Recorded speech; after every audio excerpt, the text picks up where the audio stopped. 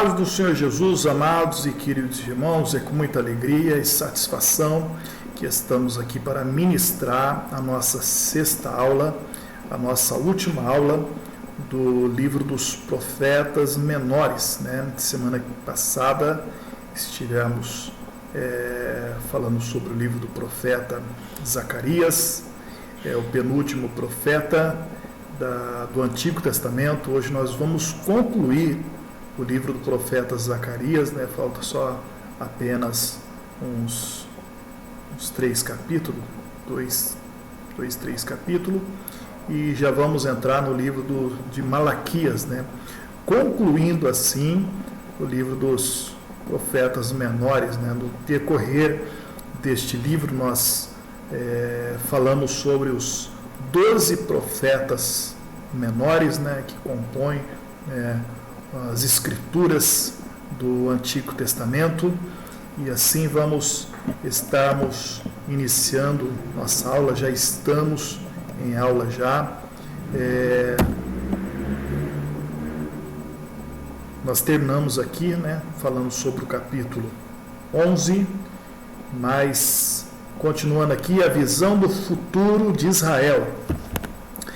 Zacarias no capítulo 12, capítulo 13, capítulo 14, principalmente esses 3 últimos capítulos, eles está falando previsões, profecias, visões sobre o futuro de Israel, como será o futuro de Israel, E existe algumas profecias, principalmente messiânicas, porque tudo gira em torno do Messias, porque Jesus é o cumprimento das leis e dos profetas, Então, Jesus, ele sempre está presente, Ele é o alfa, o ômega, ele é o princípio, ele é o fim, ele que está no meio da história, ele é o autor da história, ele muda a história do ser humano. Então, não existe previsão futura sem ter Cristo, o seu reino, a sua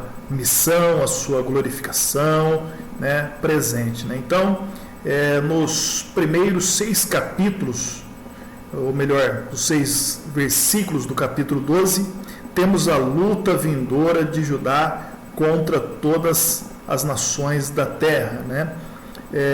Zacarias capítulo 12, de 1 a 8, continua a descrição desta luta. Alguns consideram a linguagem aí uma representação figurada da luta de Deus com as nações através de toda a era cristã. Outros aplicam mais literalmente ao tempo do fim. O texto que corresponde a Zacarias 12, versículo 7 a 13, versículo 9, aborda sobre o pranto na casa de Davi. Muito claramente, os pensamentos aqui se concentram nessa casa.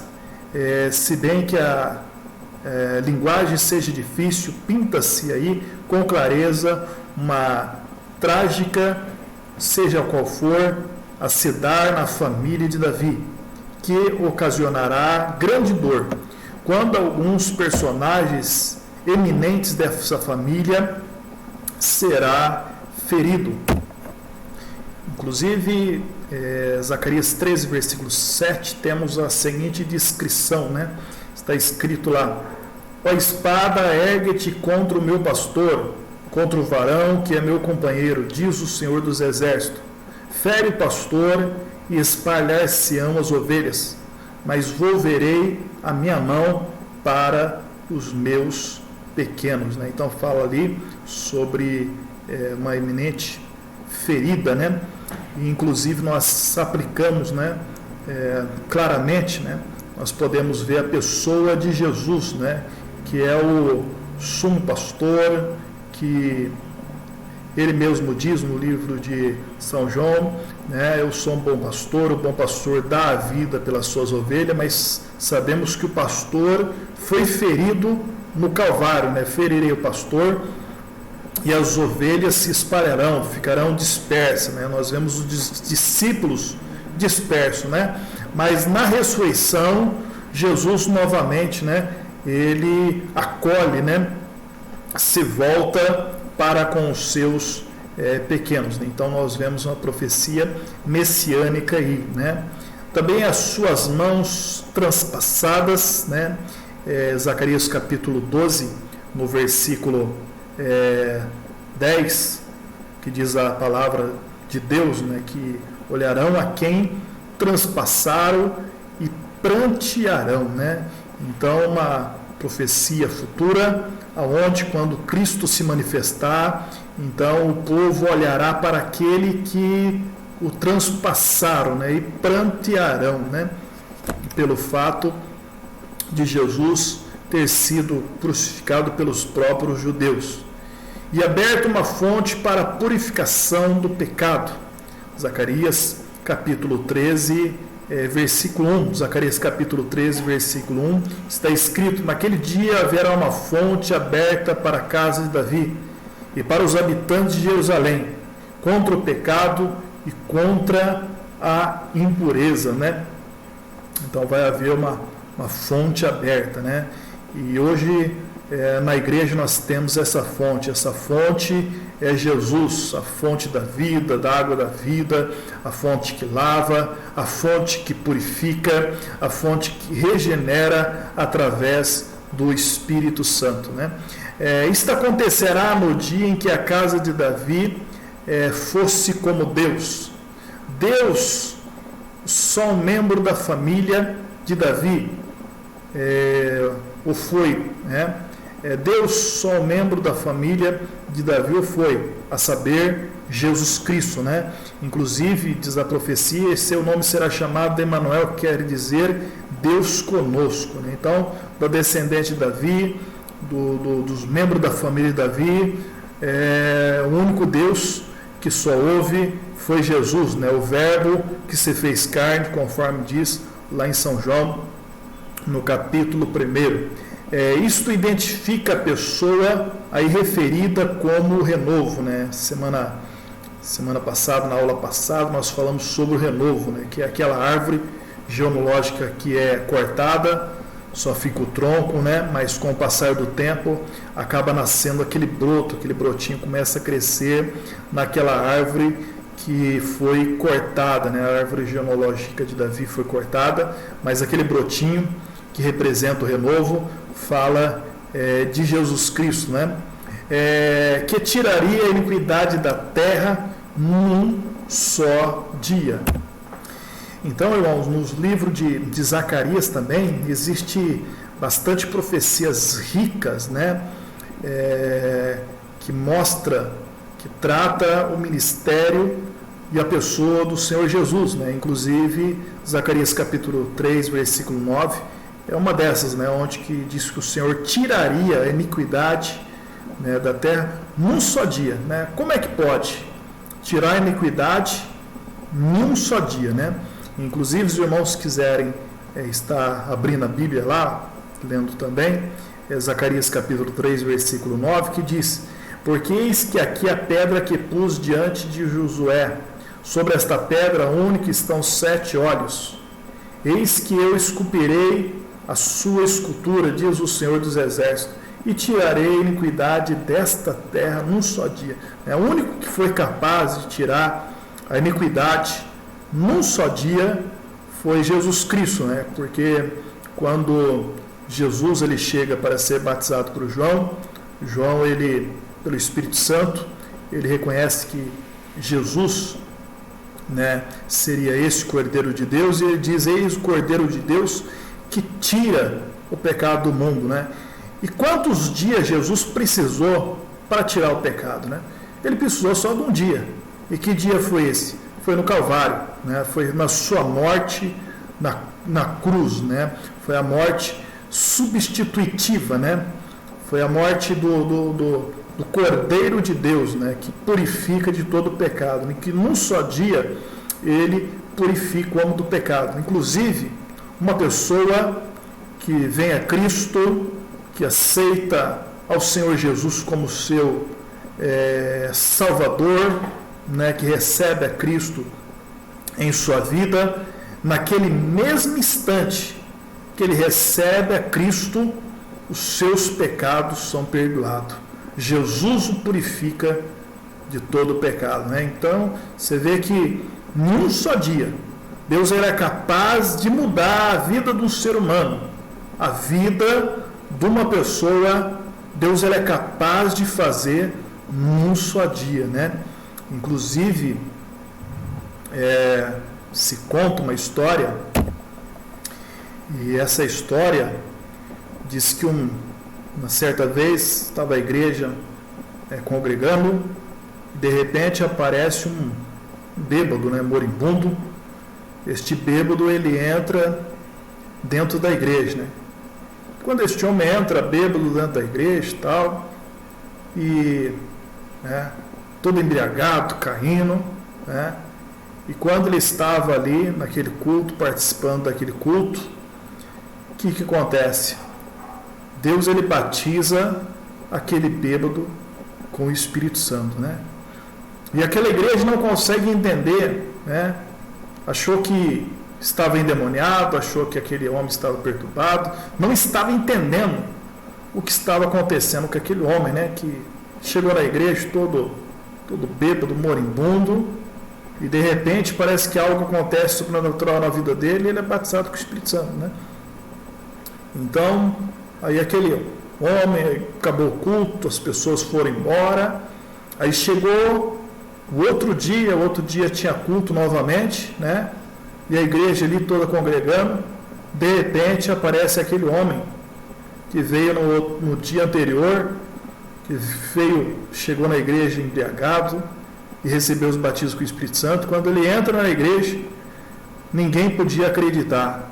Aquele homem já estava totalmente são, né? Estava livre daquela bebida, ele estava vestido de terno, né? Meio desajeitado, e com uma Bíblia debaixo do seu braço, né? Num só dia, Deus, ele transformou a vida daquele homem, que era um bêbado moribundo, numa pessoa liberta, salva pelo sangue de Cristo, né? Este é o poder do sangue de Jesus, né? Que é possível até mesmo transformar, né? Num só dia. Imagina aquele ladrão que estava juntamente com Cristo ali no Calvário, né? E um deles se arrepende, e Jesus, ele fala para aquele que se arrependeu, né? Dizendo: ainda hoje estará comigo no paraíso, né? Só um dia, né? Só basta um dia para Deus, ele mudar, transformar a vida de alguém, né? E só Jesus, ele pode fazer isso na vida do ser humano, né? Continuando aqui: e edificaria o templo do Senhor, e dominaria de um lado ao outro do mar. É uma previsão admirável e minuciosa da morte de Cristo, de modo algum aplicável a outra pessoa conhecida, né? Quer dizer, essas profecias, né?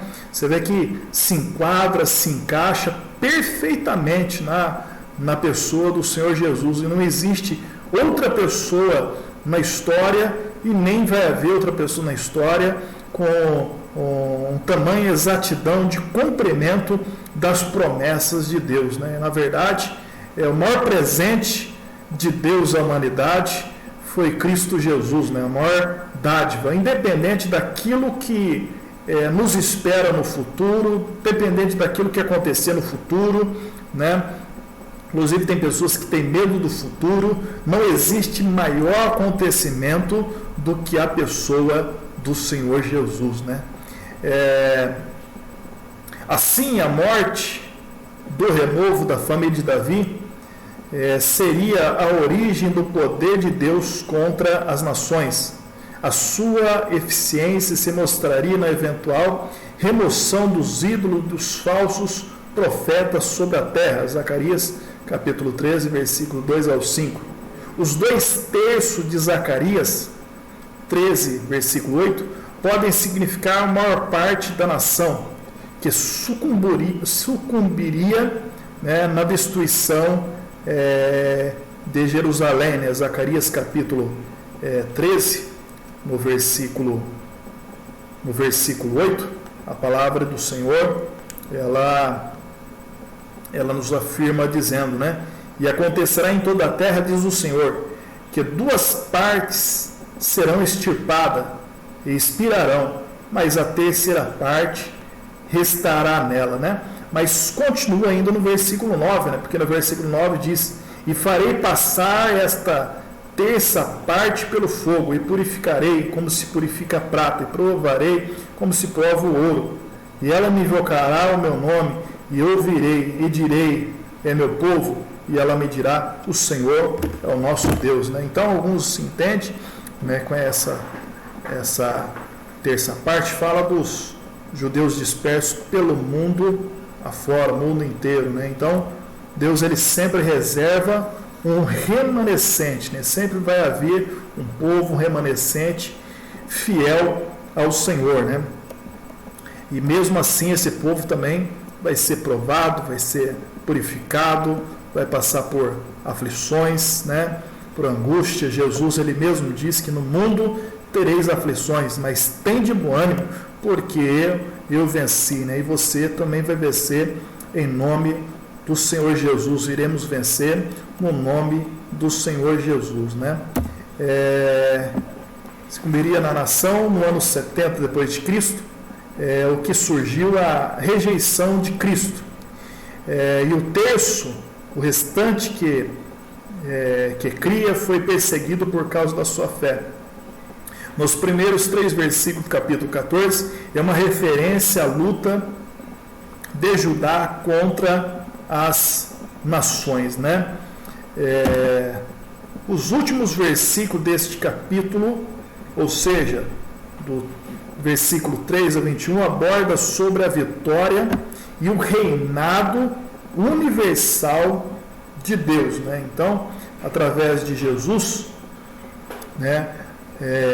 Porque o reino não sairia da casa de Davi, e Jesus, como sendo filho de Davi, da casa de Davi, que veio, que foi o próprio Deus que se fez carne, ele haverá de reinar vitoriosamente e universalmente sobre este mundo, né? E o seu reino será o reino de paz e justiça, né? Inclusive, existe alguns versículos da palavra de Deus aqui no livro de do capítulo 14, né? Que são proféticos, que são versículos proféticos, messiânicos, né? E que são versículos, né, que merecem, né, a nossa atenção, né? A grandiosa consumação dos sonhos proféticos, o dia do Senhor e a inauguração do seu reinado eterno. Alguns versados na Bíblia pensam que Zacarias 14, 4, 8 significa que Jesus, ao voltar, erigiria literalmente seu trono no Monte das Oliveiras, né? Inclusive, no capítulo anterior, a palavra do Senhor diz que enviaria sobre o povo de Israel um espírito de súplica e graça, né? E quando eles estiverem cercados pelos inimigos, né? Acredito eu ser no período da batalha do Armagedon, né? No período do final da grande tribulação, onde os judeus serão perseguidos e massacrados, né? Mas aí eles, vendo que estavam totalmente cercados, sem reação alguma e com até mesmo a guerra perdida, Deus enviaria um espírito de súplica e graça sobre a vida deles, e eles haveriam de clamar ao Senhor e reconhecer que aquele que eles transpassaram, né, como a gente estava comentando neste livro, né, sobre aquele que quem transpassaram, ou seja, que Jesus, né, era realmente o Messias, né?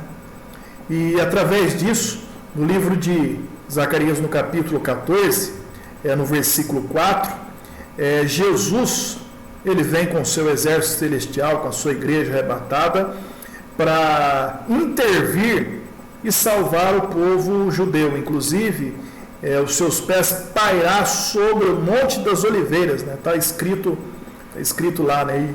E o Monte das Oliveiras seria fendido em 2, né? Os irmãos quiserem abrir a sua Bíblia, está escrito lá da seguinte forma: e naquele dia estarão os seus pés sobre os montes das Oliveiras, e estes serão que está de fronte de Jerusalém para o oriente, e o monte será fendido no meio, para o oriente e para o ocidente, e haverá um vale muito grande, e metade do monte se apartará para o norte, e outra metade para o sul, né? E fugirão pelo vale dos montes, porque o vale dos montes chegará até Azel, e fugireis assim como fugirá de um terremoto nos dias de Uzias, rei de Judá. Então virá o Senhor, o meu Deus, e todos os seus santos contigo, ó Senhor. Então, quando Jesus ele desce sobre o Monte das Oliveiras, o monte é fendido em dois, e Jesus, de uma forma miraculosa e poderosa, destrói totalmente o exército inimigo e salva Israel, né? Por que Jesus descer no Monte das Oliveiras? Lembra que Jesus ele gostava de estar no Monte das Oliveiras? Orava no Monte das Oliveiras, ele frequentava juntamente com seus discípulos no Monte das Oliveiras, né?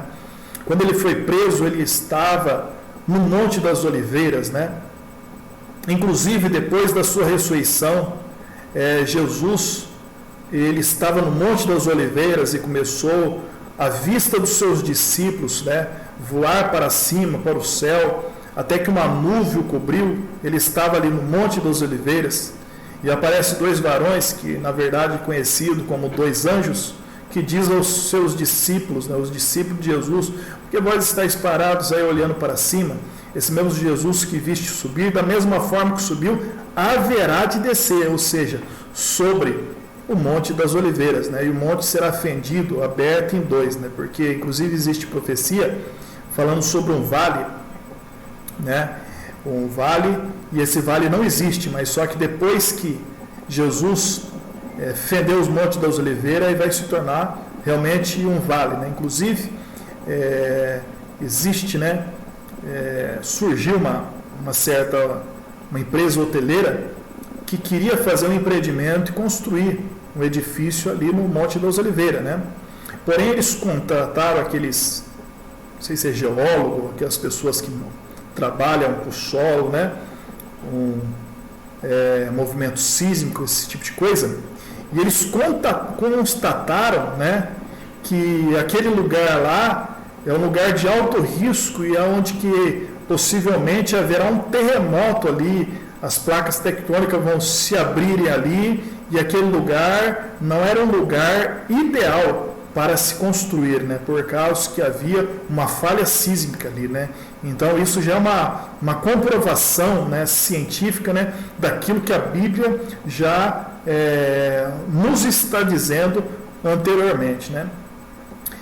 Continuando aqui, que esse monte será fendido e as águas correrão literalmente a Jerusalém, para o leste e oeste, e que a mesma Jerusalém será literalmente o centro das peregrinações das nações, como vem no esboço em Zacarias capítulo 14, versículo 10 ao versículo 21.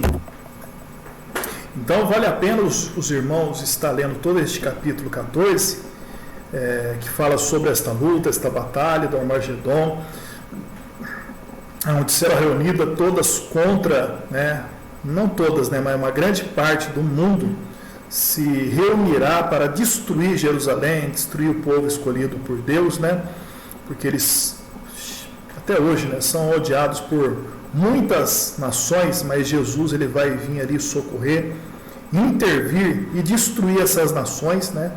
E Jesus vai instaurar o seu reinado milenar, né, sobre a face da terra, né?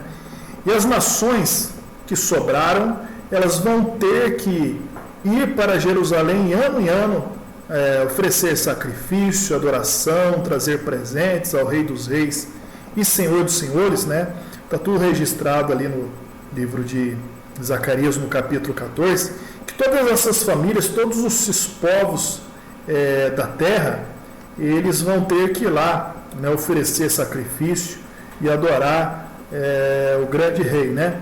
E inclusive nós vemos uma referência aqui bastante interessante, né, que a referência de a única nação que é mencionada, é claro que vai ter muitas nações que vai entrar no reinado milenar, mas só que a única que é mencionada na Bíblia Sagrada, que podemos ter certeza que vai entrar no reinado milenar, são os egípcios, né? O povo egípcio. Os irmãos podem estar lendo lá o versículo 16, ou melhor, versículo 18, do capítulo 14, que está escrito: e se a família dos egípcios não subir, nem vier, virá sobre eles a praga com que o Senhor ferira as nações que não subiram a celebrar a festa das cabanas, né? Então aqui menciona a família dos egípcios, né? Menciona pelo menos uma nação que vai entrar no reinado milenar, né? Nós não sabemos quais são as nações e quantas nações vão entrar no reinado milenar, mas uma coisa nós temos certeza, né? Que os egípcios, eles vão entrar, né? E alguém pode dizer, mas por que o Egito vai entrar? Como se sabe que o Egito vai entrar? Por quê? Pelo menos só ela está mencionado na Bíblia Sagrada, né? Então, irmãos, existe essa curiosidade, né? E acredito seja o fato o seguinte, né? Que o Egito, né? Embora o povo de Israel ficou 400 anos ali no Egito, né? Mas lembramos que foi o Egito que acolheu a família de Abraão, né? Porque quando havia fome na terra, só havia pão no Egito, né? Então, querendo ou não, José, ele se tornou governador do Egito, e o Egito acolheu a família de Jacó, né? Os descendentes de Abraão, eles foram acolhidos ali, né? E é claro que com o passar do tempo ali, surgiu outros faraós lá que não conhecia José, que quiseram oprimir, né? Mas o povo do Egito acabou acolhendo, né, os filhos de Israel, né? E nós vemos nos evangelhos que Jesus, ele diz que se apenas uma pessoa dar um copo de água, né, pelo menos um copo de água para um profeta, né, ele já recebe o galardão do profeta. Por quê? Porque fez bem para um profeta, né? Então eles acolheram a família de Jacó, né, os filhos de Israel ali, os egípcios, né? Mais tarde foram libertos por Moisés e tal, mas só que também houve um período na história, inclusive nos dias de Jesus, que na verdade o próprio Jesus, ele foi acolhido no Egito, né? Por quê? Porque Herodes ficou sabendo que, através dos 3 reis magos, que havia nascido aquele que era rei dos judeus, né? E houve uma grande matança ali em Belém, e o anjo apareceu para José: foge para o Egito, né? Se abriga lá no Egito, se esconde lá no Egito. E José, ele foi lá, ficou abrigado lá. E Faraó matou milhares de crianças, 2 anos para baixo ali, e houve-se um pranto ali, como profetiza a Bíblia, né? Pelas crianças que foram mortas por Herodes, né? E aí mais tarde, né, o anjo aparece a José e diz para José: pode sair do Egito, porque é morto aqueles que procuravam a morte do menino. Então, de certa forma, o Egito, ele acolheu o povo de Israel. Então, é uma certa retribuição de Deus, né? Porque todo bem que o homem faz, né, é reconhecido por Deus, né? É claro que todo aquele mal que o homem faz, né, ele acaba acolhendo aquilo, mas tudo bem que o homem também faz, né, é retribuído pelo Senhor. Então, por isso que acreditamos ser esta uma das razões que a Bíblia menciona que o Egito vai entrar no reinado milenar, né? Continuando, outros consideram a figura uma linguagem figurada, representando os novos céus e a nova terra sobre a imagem do reino terreno, benigno, próspero e todo poderoso. Assim, no capítulo 21, descreve os céus sobre a figura magnífica da cidade terrestre, né? Então, os irmãos podem estar lendo, tirando a conclusão, mas o texto e a sua interpretação, né, ela é bem clara, né, quanto a esse aspecto, né? Assim nós concluímos o livro de Zacarias e nós vamos entrar já para o livro do profeta Malaquias, né, que é o último profeta do Antigo Testamento, né, o último profeta do Antigo Testamento. Nós vemos uma cronologia aqui, 538 a.C., primeiro os exilados retornam a Judá, 430 a.C., Malaquias ministra aos exilados que retornaram, 300 a.C., canon do Antigo Testamento concluído e aceito, 146 a.C., a ascensão de Roma, 5 a.C., o nascimento de Cristo, né? Então aqui Malaquias ele profetiza no período aproximado de 430, né? Ministra sobre o povo judeu, lembrando que é o último profeta, né? E depois de Malaquias não houve mais profetas literários, né? Não podemos dizer que não houve profetas que profetizaram alguma coisa, né? Mas literário, ou seja, aqueles que foram inspirados para escrever, não existe, né? E ainda mais esses profetas inspirados para escrever, profetas literários, a sua mensagem, né, não estava relacionado somente ao povo, mas estava relacionado com a pessoa de Jesus, por isso que eles estão presentes no cânon sagrado, né? Então, não podemos dizer que não houve profeta, mas podemos dizer que não houve profeta literário, ou seja, para escrever as suas profecias para a geração futura, né? Isto aconteceu até os dias de Jesus, né? Que aí começam os evangelhos, né? Então, nós chamamos esse período de Malaquias a Mateus o período interbíblico, ou período de silêncio profético, né? Que é 400 anos de silêncio profético. Quem sabe um castigo de Deus para o povo devido ao pecado, à iniquidade, à idolatria, né? Então houve ali 400 anos de silêncio profético, né? Continuando aqui, introdução. A época exata de Malaquias não é conhecida. Geralmente se admite que ele viveu perto de 100 anos depois de Ageu e Zacarias, né? E inclusive o livro de Malaquias ele está mais relacionado com Ageu, né? É claro, com Zacarias também, mas ele se identifica bastante com Ageu, né? Porque Ageu foi um grande inspirador, né? Para que o povo viesse a concluir, a fazer a obra, né? A obra de Deus, né? Teve várias acusações de Ageu por causa que o povo tinha esquecido a casa de Deus, abandonado a casa de Deus, a obra do templo estava parada, né? E Malaquias também ele fala muito sobre algumas questões referente à lei, referente ao sacerdote, referente à liturgia do culto, né?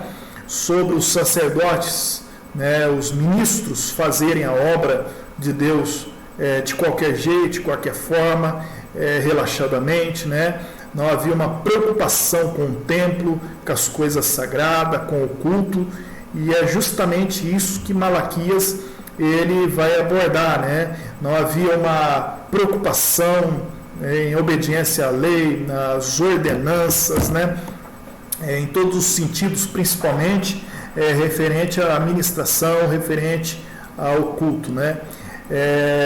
Então, 100 anos depois de Ageu e Zacarias, e que esteve associado a Esdras e Neemias, né? E tanto Esdras e Neemias foi um grande reformador, né? Esdras, ele estava restaurando o culto espiritual a Deus, né? Estava tendo reformas espirituais, né? Enquanto Neemias estava com reformas materiais, a construção dos muros, principalmente a construção dos muros de Jerusalém, né? a construção ali do templo da cidade de Jerusalém, das portas ali e dos muros, porque eles não tinham proteção contra as nações vizinhas, contra os inimigos, estava tendo algo fácil, né? Então a reforma era tanto interna como externa, né? E inclusive isso fala também uma reforma na vida do cristão também, né? A vida da pessoa que aceita Jesus como seu Salvador, né? Porque a transformação na vida do indivíduo, ele é tanto interna como externa, né? Porque a reforma externa, ela é reflexo, né? Ela é reflexo daquilo que aconteceu internamente, né? Então a transformação na vida do crente, na vida de uma pessoa, ela primeiro acontece interiormente, acontece no seu coração, né? Porque Jesus, ele disse que não é aquilo que entra na nossa boca que contamina o homem, mas aquilo que sai. Por quê? Porque aquilo que sai do coração e sai da sua boca está relacionado ao seu coração, né? Quando uma pessoa olha para outra e fala assim: eu não vou com a cara daquele irmão, eu não vou com a cara daquela irmã. Qual é o problema nisso? O problema está no coração daquela pessoa, né? Pode existir ali ódio, mágoa, inveja, intriga, né, dissensão. Então o problema está interiormente, né? Não basta exteriormente estar bonito, né? Porque vestir como crente é fácil, né? Então a reforma externa às vezes é fácil. O difícil é a reforma interna, né? E muitas das vezes tem pessoas que falam assim: Deus, ele, né? Às vezes tem pessoas que falam assim, né? Tem pessoas que falam que, inclusive, então tem dois tipos de pessoas que às vezes vai ao extremo, né? Existe aquelas pessoas que dizem: Deus, ele só quer o coração, né? Ou seja, acho que Deus só importa o coração, né, o interior, e não se importa com o exterior, né? E outras pessoas já entram em outro extremo, né?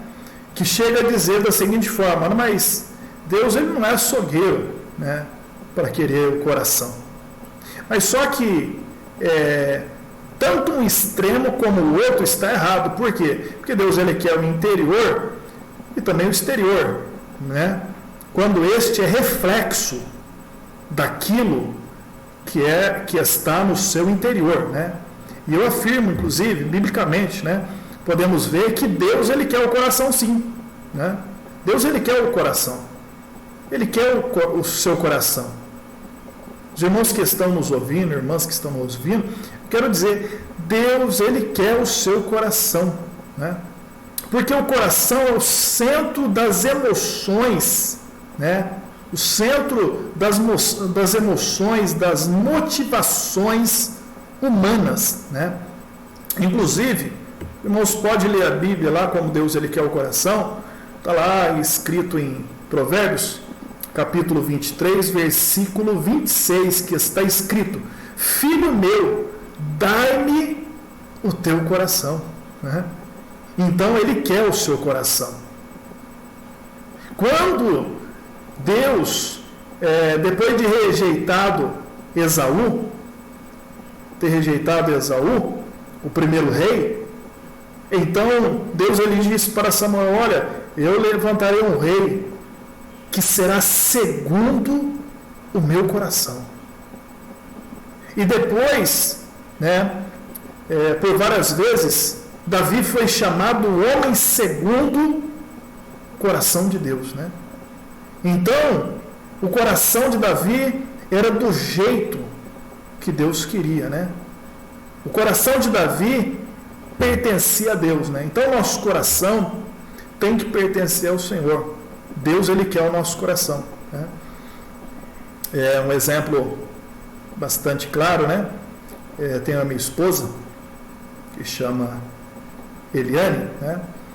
E eu acabei casando com ela, né? Assumindo ela como esposa, né?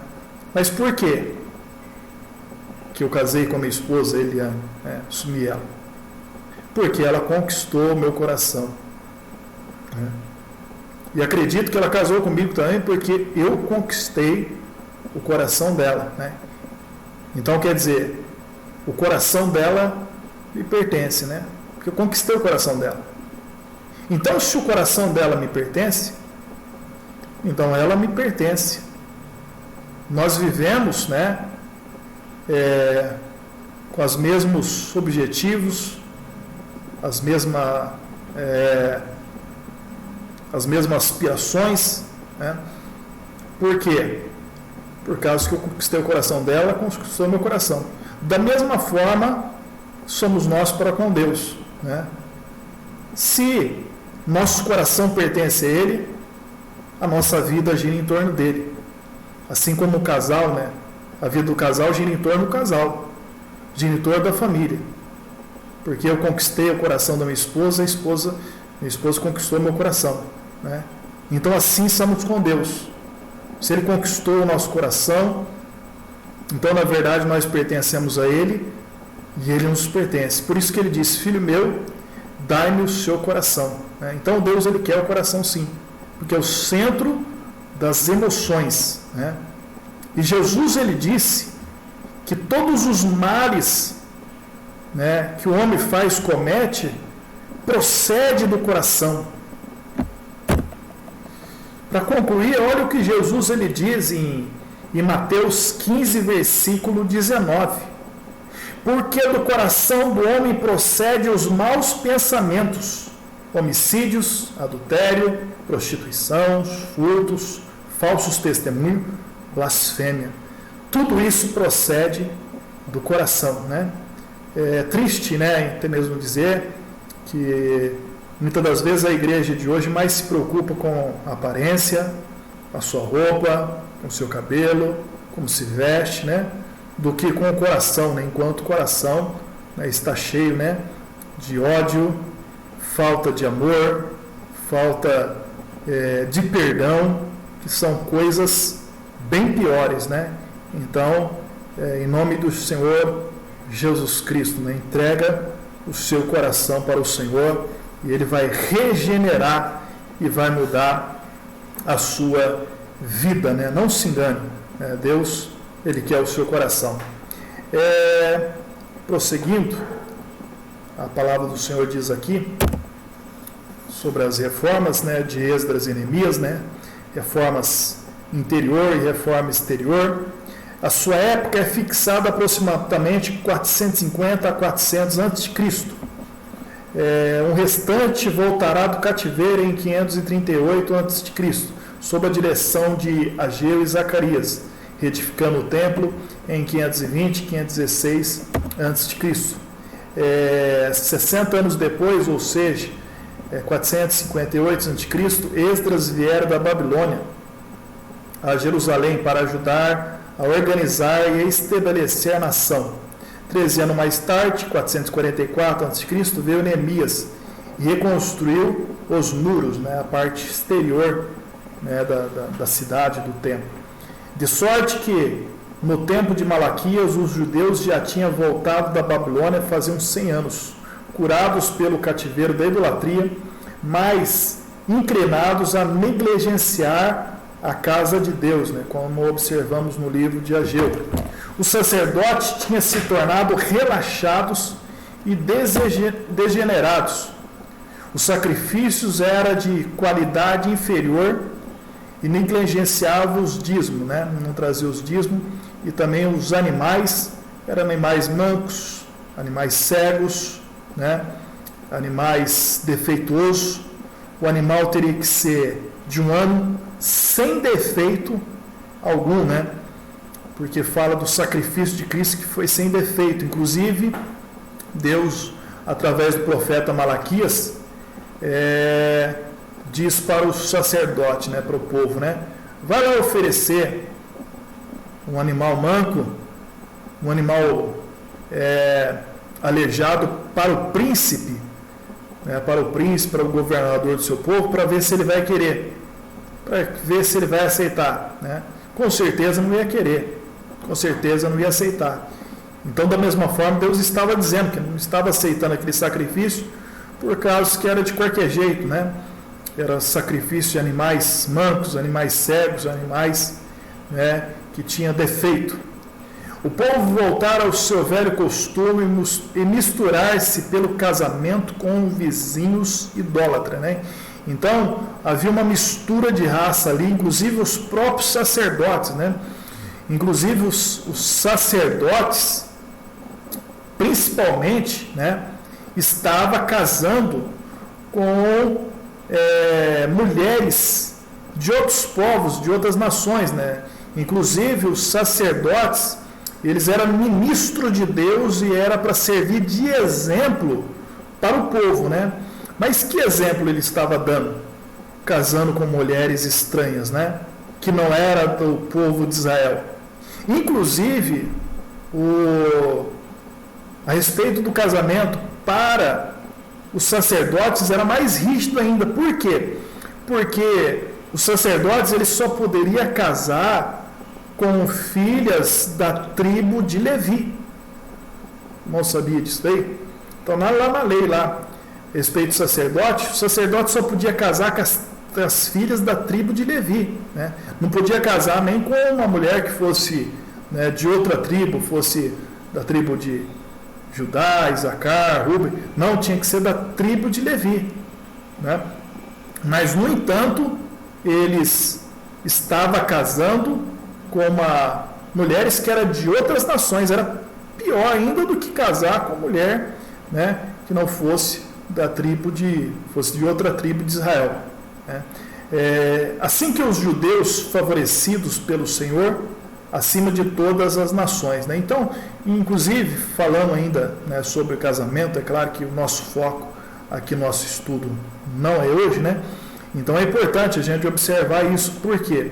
Porque os sacerdotes, os ministros, eles eram o exemplo para o povo, né? Eles eram os ministros, né? Eles tinham que ser exemplo, eles eram os obreiros, né? E por que não dizer que nos dias de hoje existe obreiros que estão até largando a sua esposa para casar com outra mulher, largando a sua família por outra família, até mesmo irmãs obreiras às vezes largando o seu esposo para casar com outra pessoa, né?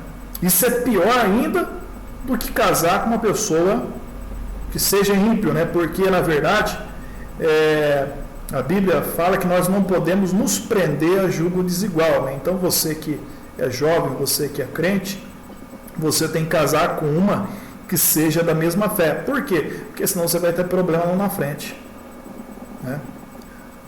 Você que é jovem, você que é crente, né, tem que casar com um rapaz, um jovem que também seja da mesma fé. Não precisa ser da mesma igreja, não precisa ser do mesmo ministério, mas precisa ser um cristão, precisa ter a mesma fé em Cristo Jesus, né? Porque a gente sabemos que muitas das vezes uma congregação, uma igreja, um ministério, às vezes normalmente o número de mulheres na igreja sempre é maior e o número de irmãos, de jovens é sempre inferior. De repente não encontra ali naquela igreja, naquela congregação, né, um jovem para se casar, né? Mas desde que seja da mesma fé, né, seja da mesma fé, não tem problema nisso. O problema, se não for crente, se não for convertido. Uma jovem às vezes pensa assim, não, mas eu vou namorar com ele e tudo mais, porque se eu começar a namorar com ele, eu vou trazer ele para a igreja. Isso daí é uma mentira do diabo, né? Quando que uma pessoa vai saber que a pessoa vai se converter, né? Por causa do namoro, por causa do casamento? Não vai. Por quê? Porque quem converte outra pessoa, só Deus. Quem converte uma outra pessoa, só o Espírito Santo convence o homem do pecado, do juízo, da justiça. Quem garante que essa pessoa ela vai se converter, só Deus sabe, né? Então, por isso é que precisa ser da mesma fé, né? Porque a pessoa, no casamento, ela se torna uma só carne, né? Uma só carne, a sua alma, um só espírito, né? Tem pessoas que dizem, não, mas eu encontrei a minha alma gêmea, né? Mas ele não é crente. Né? O que acontece? Pode até se tornar uma só carne. A alma gêmea é uma só alma. Mas nunca vai ser um só espírito, o mesmo espírito. Por quê? Porque o cristão, quando aceita Jesus, né, ele é vivificado. Né? Ele estava morto espiritualmente e acaba sendo ressuscitado espiritualmente. Né? E quanto que a pessoa que não se converteu a Cristo, que não conhece a Cristo, ela está morta espiritualmente. Né? Como é que uma pessoa vive espiritualmente consegue unir-se um só espírito com uma pessoa que está morta espiritualmente? Como um espírito vivo se une a um espírito morto? Não tem como. Né? Então pode ser uma só carne, uma só alma, mas jamais um só espírito, se não tiver a mesma fé. É prender em jugo desigual. Né? Então assim que estava acontecendo, não só com Israel, mas principalmente com os líderes, né? As lideranças, né? Os sacerdotes. Está lá no livro de Malaquias.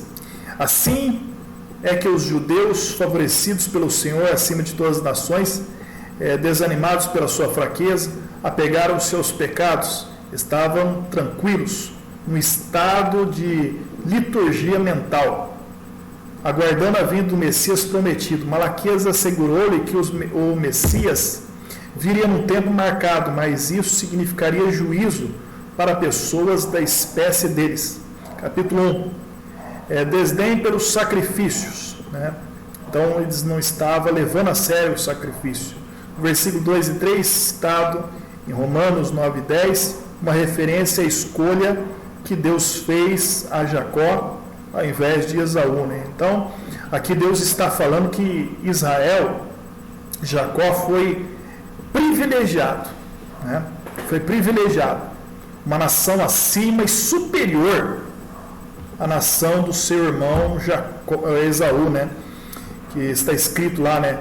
Amei a Jacó e aborreci a Esaú, né? Então Deus escolheu Jacó, escolheu a nação de Israel, né?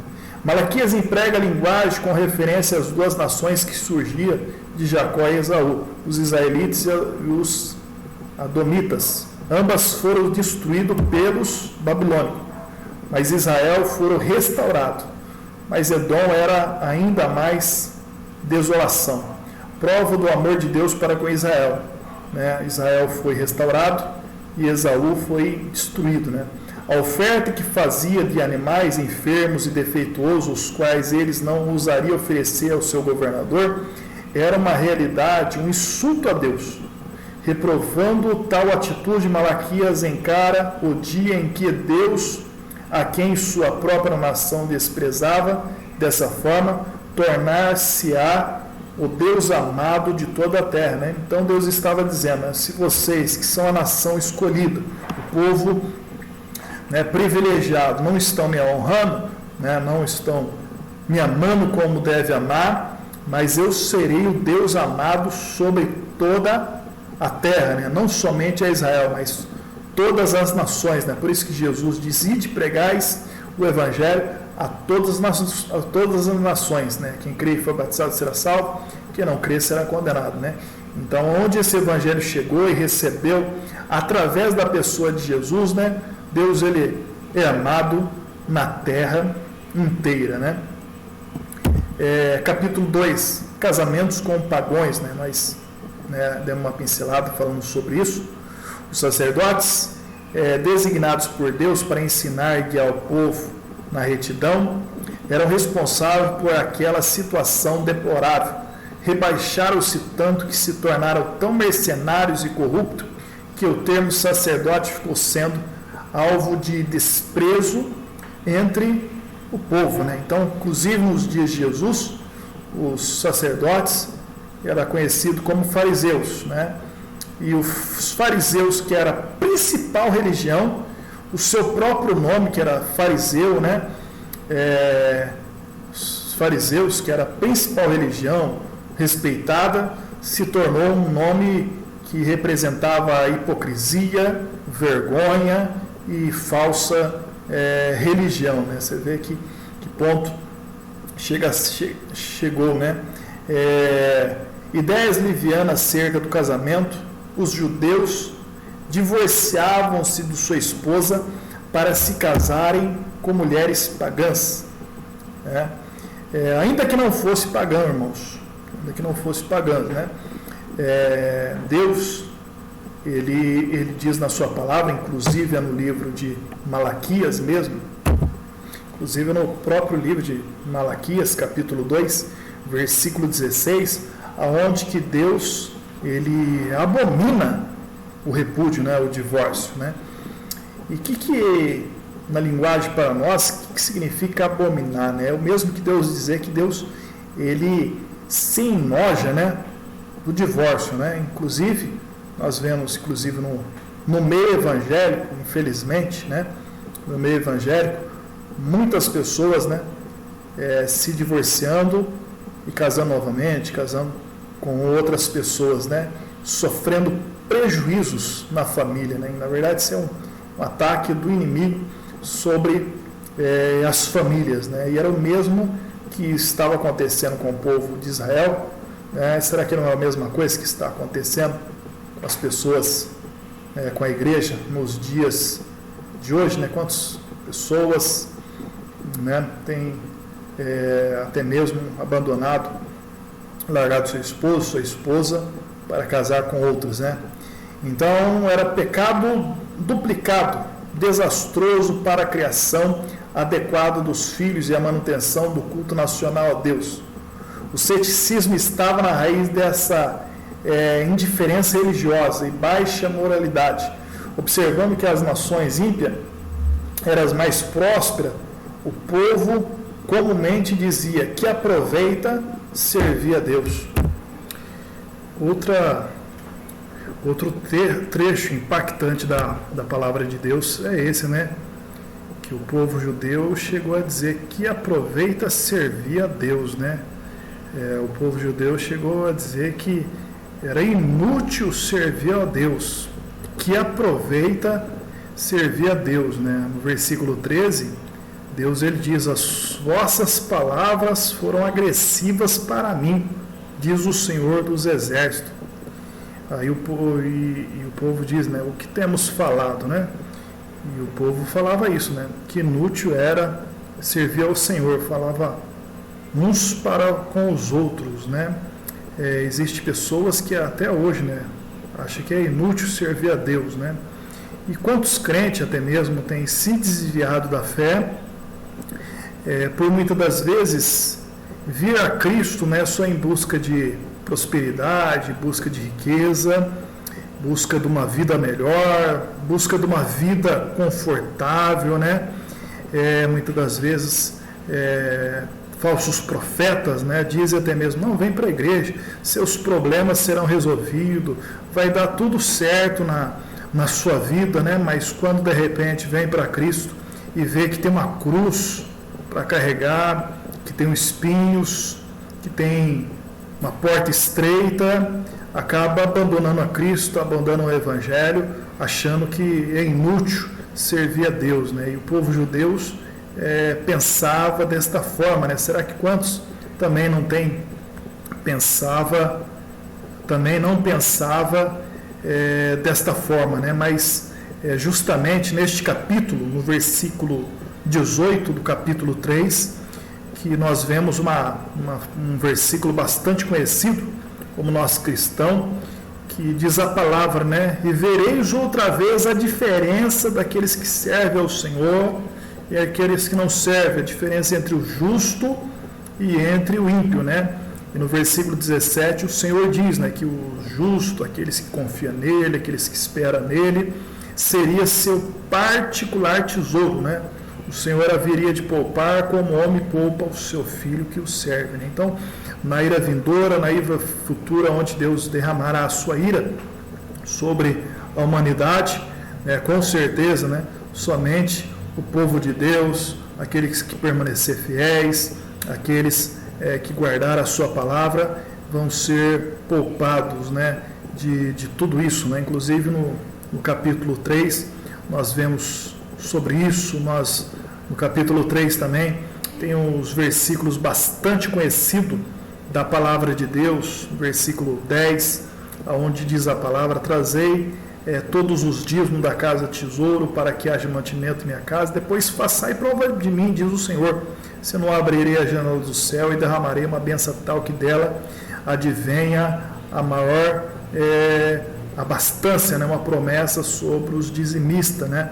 Lembrando que tem muitas pessoas que não concordam com o dízimo, acha que o dízimo é coisa da lei, que não se aplica à nova aliança, à igreja de hoje, né? Mas às vezes por falta de conhecimento do significado do dízimo. O dízimo ele representa entrega, representa adoração, representa renúncia. O dízimo representa reconhecimento que tudo aquilo que nós temos vem de Deus, honramos a Deus com a nossa finança, com aquilo que temos, né?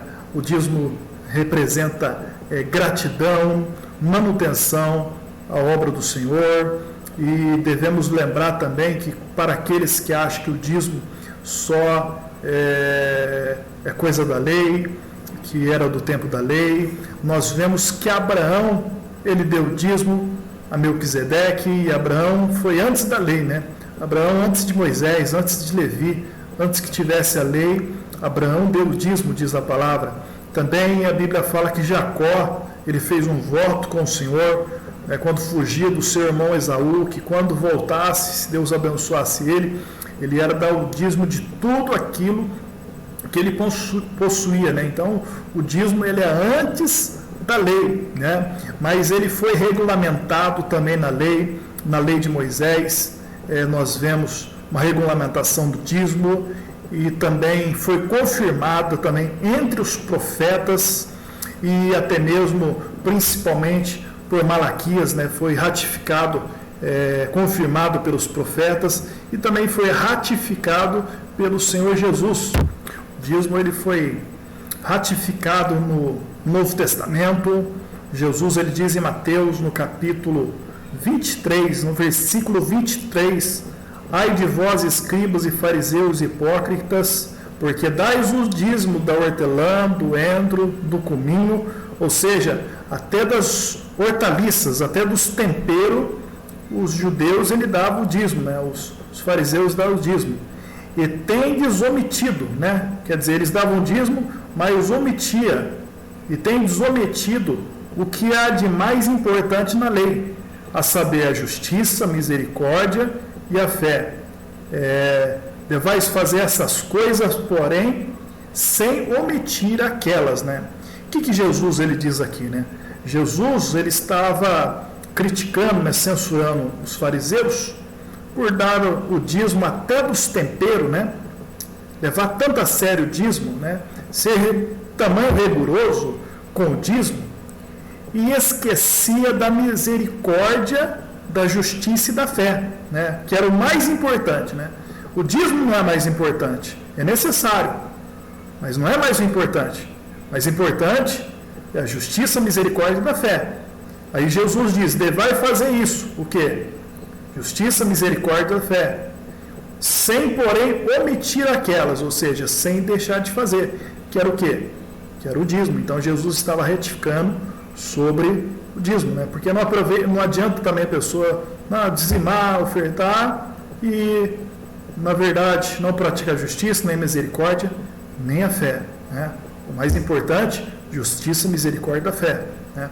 Porém, devais fazer essa sem omitir, né? Sem deixar de dizimar, porque dizimando você vai ajudar a igreja, vai ajudar os irmãos, vai ajudar o reino de Deus a crescer, a obra do Senhor, e você vai mostrar que você é um verdadeiro adorador, que você não é preso ao dinheiro, à avareza e assim por diante.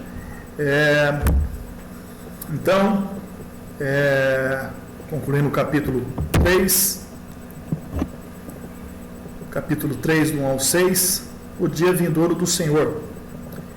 Malaquias replica o ceticismo dele, dizendo: o dia vindouro de juízo dará resposta ao motejo deles, se mostrará se no fim das contas valeu a pena servir a Deus, né? Então ele estava dizendo que não valia a pena servir a Deus. Então, naquele grande dia, o dia vindouro, o juízo de Cristo, né? Aí eles vão ver se valeu ou se não valeu, né? Capítulos 3, versículo 7 ao 12, fala sobre os dízimos, como a gente estava comentando. Outra mudança, busca de assunto: sonegar o dízimo chama-se roubar a Deus, porque pela Constituição mosaica o dízimo era propriedade de Deus, sobre a qual o doador não tinha mais direito. Note a promessa de prosperidade de Deus faz aos dizimistas fiéis, e eu desafio para averiguar se ele não cumpre a sua promessa. Então, existe uma promessa de Deus para os dizimistas fiéis. Somente aqueles que realmente são dizimistas na casa de Deus, eles experimentam, na verdade, essas bênçãos de Deus sobre a sua vida, né? A palavra de Deus diz no livro de Provérbios, livro de Provérbios 11, 24, que nos diz: ao que distribui, mais se lhe acrescenta, e ao que retém, mais do que é justo, e é para a sua perca, né? Aqueles que às vezes distribuem, mais ainda acrescentado, né?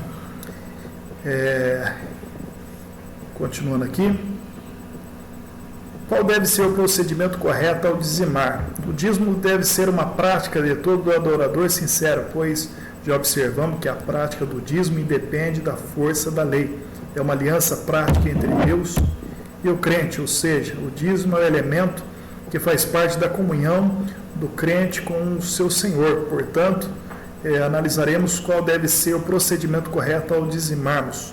Então, antes de falar sobre os procedimentos corretos para nós dizimarmos, vamos ver os procedimentos incorretos, né? Os procedimentos errôneos quando uma pessoa dá o dízimo, né?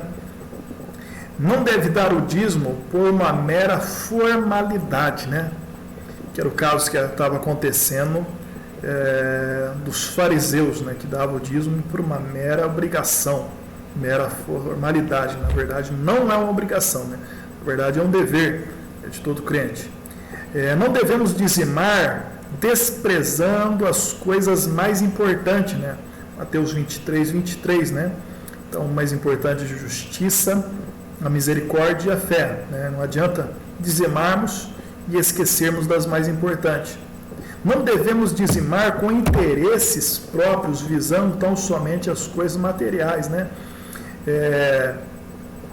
Porque tem pessoas que dizimam, né? Falam: não, eu oferto, eu sou um ofertante, eu sou um dizimista. Acho que Deus, e acho que por direito de exigir algo de Deus, né? Quem somos nós para exigirmos, né? A pessoa, a igreja vai vai numa determinada igreja, o pastor fala para ele: não, se você trazer uma oferta tal, um dízimo tal, semana que vem, mês que vem, Deus vai te dar um carro zero, né? Isso é engano, isso é falso profeta, né? A pessoa está visando tão somente as coisas materiais, né? Diz a Bíblia Sagrada que nós devemos buscar o reino de Deus e a sua justiça, Mateus 6,33. Buscar o reino de Deus e a sua justiça, e as demais coisas vos serão acrescentadas, né? Não devemos dizimar retendo parte dos dízimos, né? Mateus capítulo 5, versículo 1 ao 3, né? Onde Barnabé, ele vendeu a sua propriedade e trouxe toda o valor da venda para os discípulos, né? E Ananias e Safira, vendo que Barnabé foi honrado por isso, no capítulo 5, Ananias e Safira quer fazer a mesma coisa, mas a mesma coisa que Barnabé, né? Mas sem a fé de Barnabé, né? Então é importante a fé, né? Porque aí Ananias e Safira foi fazer a mesma coisa, vendeu a propriedade, e em vez de dar o dinheiro total da venda, né? Eles reteve parte de valor, né? Ou seja, enganando, né? dizendo que tinha entregado tudo, sendo que não tinha entregado, né? Então, por isso acabou caindo, né?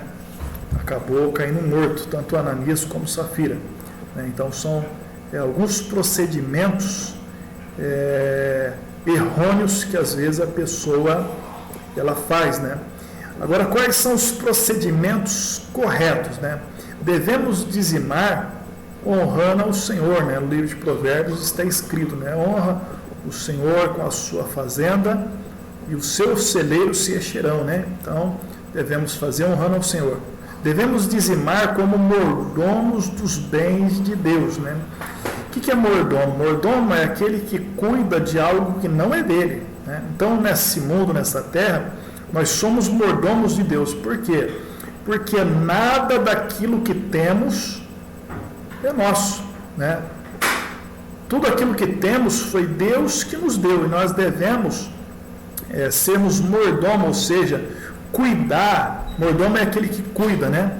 Cuida de uma casa, cuida de uma família, provê tudo aquilo que precisa, sem deixar faltar nada, né? O mordomo é aquele que cuida de toda a casa sem deixar faltar nada, né? Nem faltar uma coisa, nem faltar outra. Então, nós somos mordomos de Deus. Nós devemos cuidar de tudo aquilo que Deus nos entregou, sem deixar faltar nada, né? Então, é aquele que cuida daquilo que lhe foi entregue, né? Porque tudo provém de Deus, né? A Bíblia Sagrada, ela nos diz que dele, por ele e para ele são todas as coisas, né? Então, nada do que tem é nosso, né? Inclusive, né, nós podemos até mesmo dizer, né, que, por exemplo, né, para você saber aquilo que você tem, né? Como é que você sabe aquilo que você tem, né? Então, quando a pessoa ela morre, né? Aquilo que ela poder levar é dela, né? Aquilo que ela levar é dela, né? E aí nós concluímos a seguinte pergunta, né? O que você leva? O que nós levamos dessa vida? Aquilo que você puder levar dessa vida é seu, né? Não, então nós podemos ver que na verdade nada é nosso, né? Tudo pertence a Deus, somos mordomos nesse mundo. Devemos dizimar com alegria, né? Devemos dizimar com alegria, não com tristeza, né? A Bíblia diz que Deus ele ama aqueles que dá com alegria, né? Quarto, devemos dizimar pela fé. Então, devemos dizimar pela fé, né? Então, o dízimo é um ato de fé. Por que fé? Porque sem fé é impossível agradar a Deus, né? E lá em Romanos capítulo 14, versículo 23, a palavra ela diz que tudo aquilo que não é de fé é pecado. Então, aquilo que não é de fé é pecado. Então, dizimar sem fé também, então, é pecado, né? Inclusive, falando sobre dizimar na igreja, sobre oferta na igreja, se conta uma história que um pastor, né, ele precisava pagar as despesas da igreja, que estava vencendo, e estava sem condições. A igreja não estava sem condições aquele mês de pagar aquela despesa da igreja, né? Então ele fez um propósito com a igreja para os irmãos ajudarem, ofertarem, fazer uma oferta para ajudar para o pagamento da despesa daquela igreja, né? Mas ele fez um propósito com os irmãos ali na igreja que para os irmãos ajudar, ofertar, dizimar, precisava pelo menos 3 características, né? A primeira, né, que era para cada um ajudar segundo a possibilidade, segundo as condições de cada um, né? Esse era o primeiro requisito. O segundo requisito era para ajudar com alegria, né? E terceiro, fazer por amor, né, a obra, né? Então, aí ele pediu a ajuda dos irmãos, os irmãos levantando, cada um tem cada membro da igreja tinha uma condição financeira, e havia um empresário lá, uma pessoa bem-sucedida, bastante condições financeiras, e quando eles trazem a oferta na frente, faz as contribuições lá na frente, ele percebeu que aquele empresário, aquela pessoa bem-sucedida, só ofertou apenas R$10 naquela ajuda para pagar a despesa da igreja, né? Aí o pastor pegou na salva os R$10 e devolveu para aquele empresário e falou: olha, você tem bastante condições, né? Você tem dinheiro, né? E a gente fizemos um propósito, eu sei que você pode ajudar com mais, fizemos um propósito que era para ajudar segundo as condições de cada um, né? Com alegria, com amor, e o irmão pode ajudar com mais, né? Então ele pegou aqueles R$10, voltou para o branco, né? Bravo, nervoso por causa daquilo, né? Se sentiu humilhado. Aí ele pegou e assinou um cheque lá de R$1.000, né? E aí ele voltou na fila, né, novamente para contribuir, e olhando para a cara do pastor, nervoso, bravo, e jogou o cheque dentro da salva, né? E aí o pastor novamente chama esse empresário, tira o cheque da salva ali,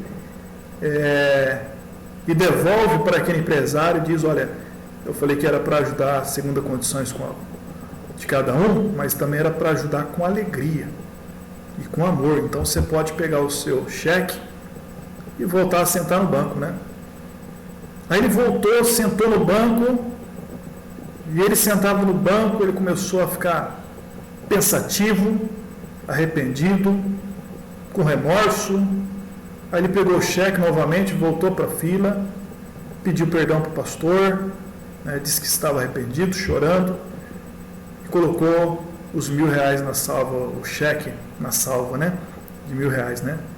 Aí o pastor falou: não, agora sim, você ofertou segundo as suas condições, com alegria e com amor. Deus abençoe a sua vida, né? Então esse é um exemplo, né, que às vezes pessoas ajudam de forma errôneas, e por isso que muitas das vezes não é abençoado por Deus, né? Capítulo 3, do versículo 13 ao 18.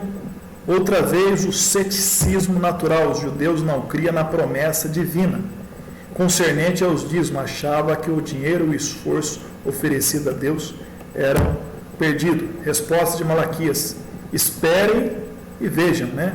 O fim mostrará. Esta bela passagem retrata os poucos fiéis num tempo geral de apostasia e animarem-se uns aos outros, e Deus registrando os nomes daqueles para a memória naquele dia, né? Nós vemos aqui há um memorial diante do Senhor daqueles que temem ao Senhor e reconhecem o seu nome, né? Agora o capítulo 4, o dia do Senhor, né?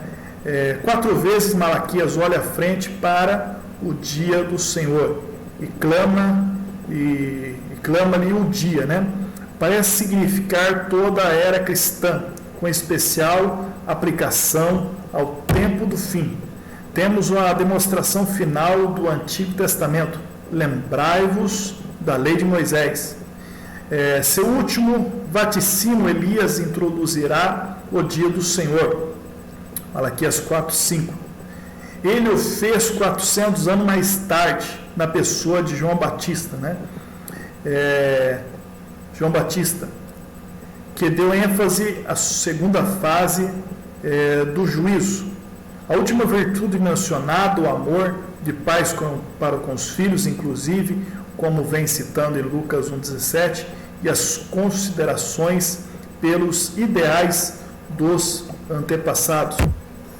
Então, amados irmãos, neste capítulo 4, né, versículo 1, inclusive, né, o profeta diz: porque aquele dia vem ardendo como fornalha, né, falando de juízo, né, de julgamento do Senhor.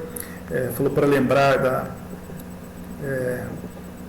lembrar-vos da lei de Moisés, e que enviaria o profeta Elias. Inclusive Jesus mais tarde chegou a dizer, né, que João Batista era o Elias que havia de vir, né?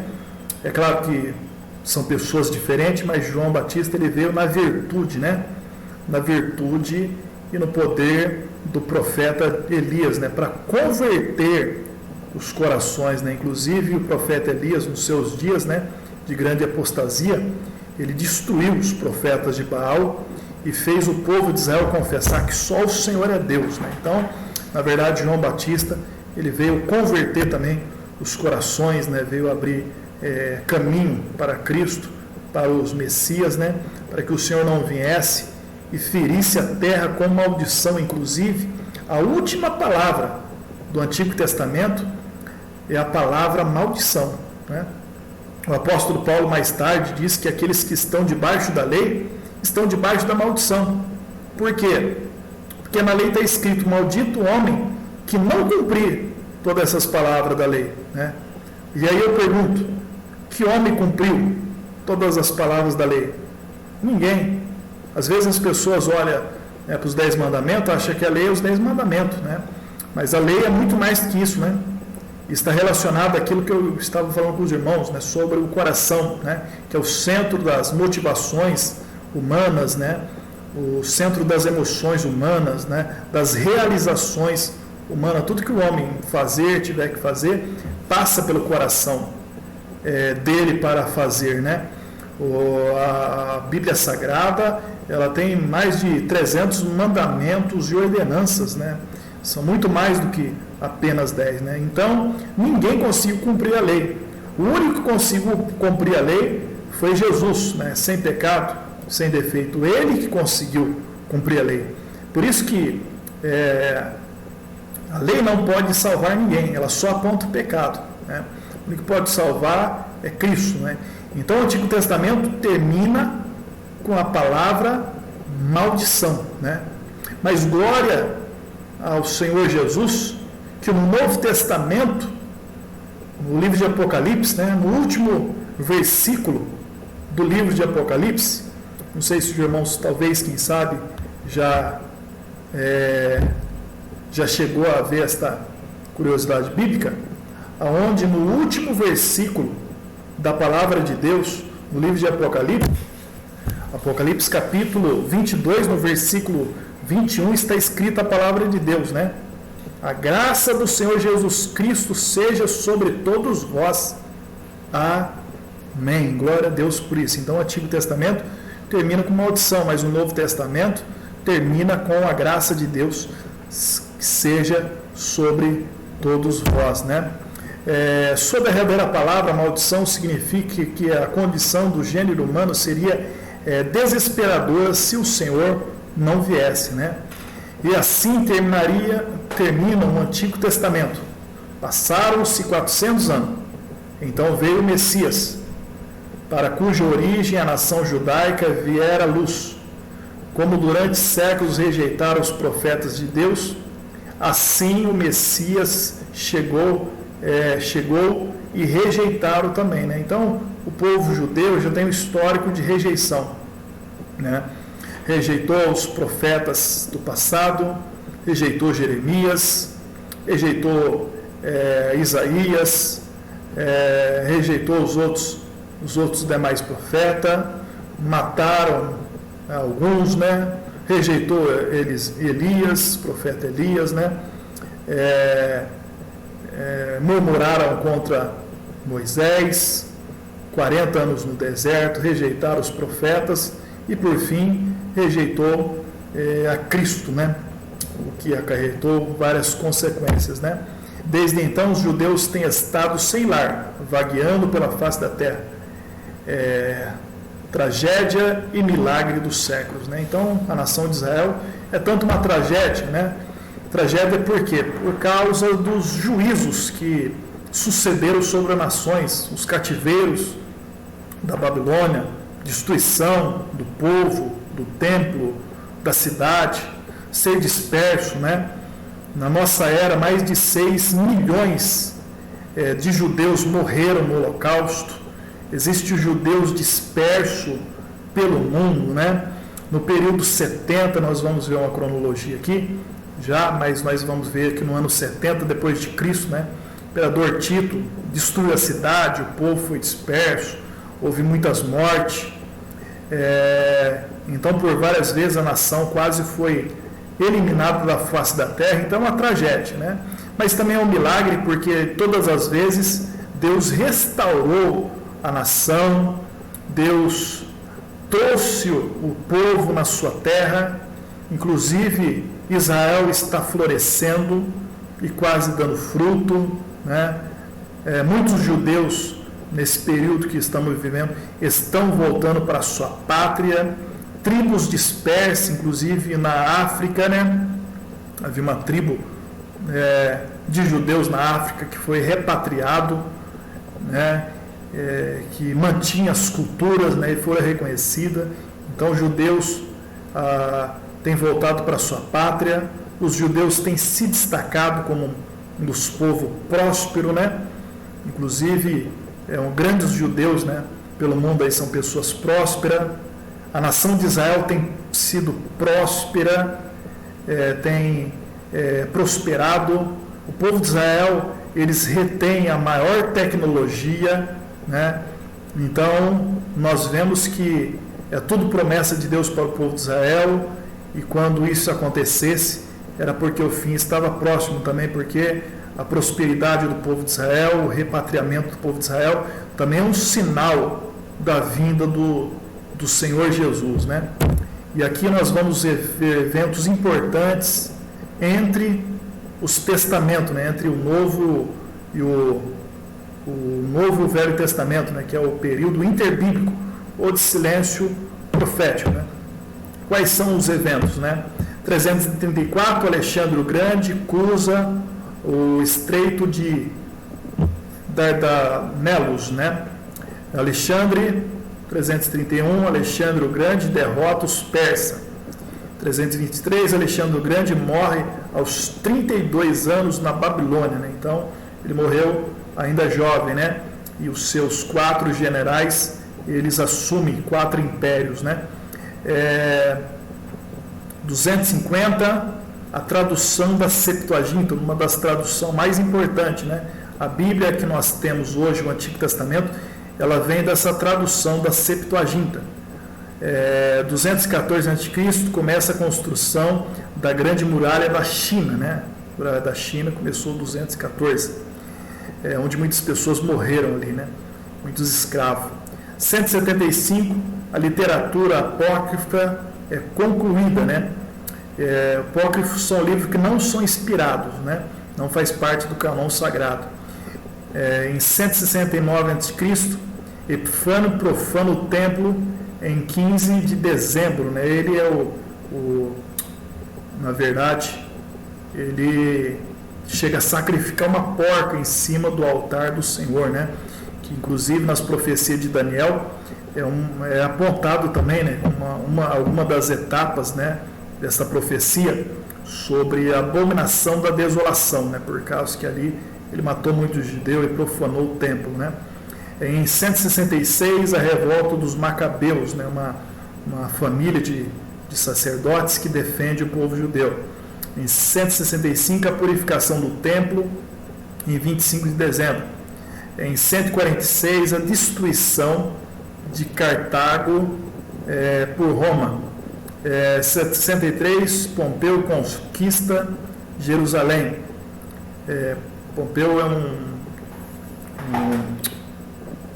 conquista Jerusalém, o imperador romano, né? Roma passa a controlar, né, a região da Palestina. 44 a.C., Júlio César é assassinado em março. Em 37, Herodes é nomeado para governar Jerusalém, né? Em 20 a.C., a reconstrução e ampliação do templo em Jerusalém. Tudo isso aconteceu entre Malaquias e Mateus.